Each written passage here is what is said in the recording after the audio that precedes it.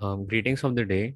This is Group 11 from Services Marketing, and today we'll be talking about the service blueprint of Uber Technologies.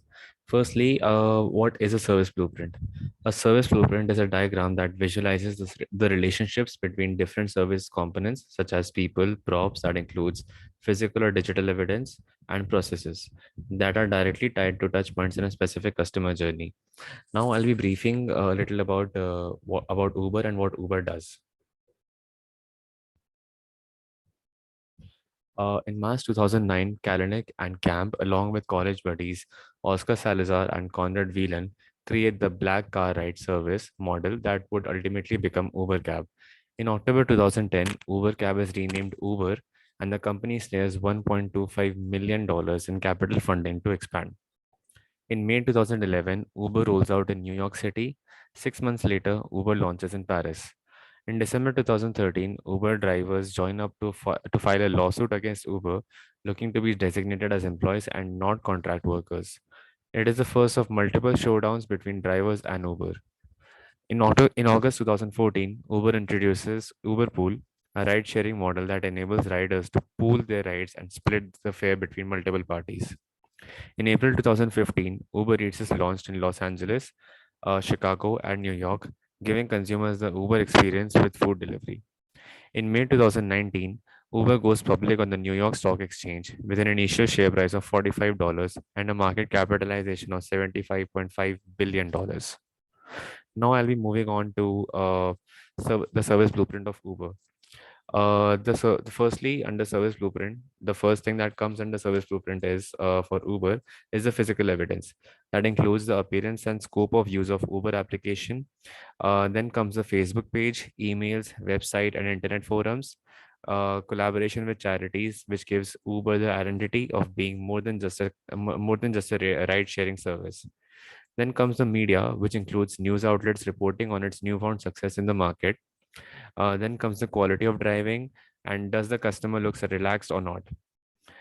Appearance of car exterior, appearance of driver, appearance of the car interior, and how old is the car. Conversation that includes whether the driver is making polite conversation with the customers or not.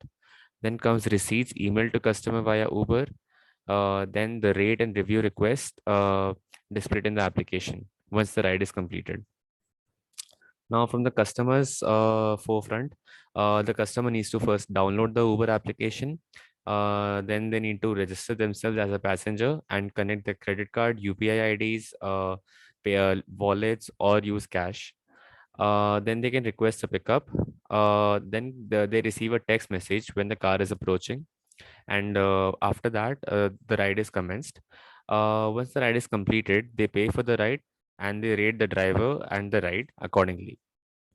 Then comes the on-stage employee contact. First, the employees need to be accepted as a driver after the background check. Then they need to clean the car and prepare for requests for ride. Log on to app to make oneself visible.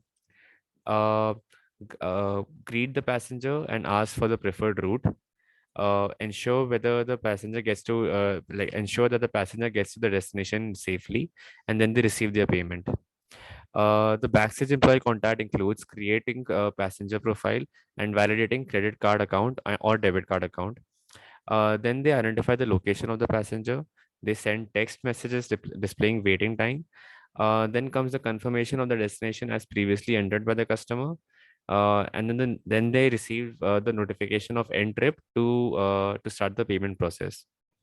The backstage employee contact further includes requesting for a pickup, car inspections, record of ride encounters, and then the rating and review displayed on the on driver and passenger profile. And lastly, this includes the discount codes and collaborations with events, if any.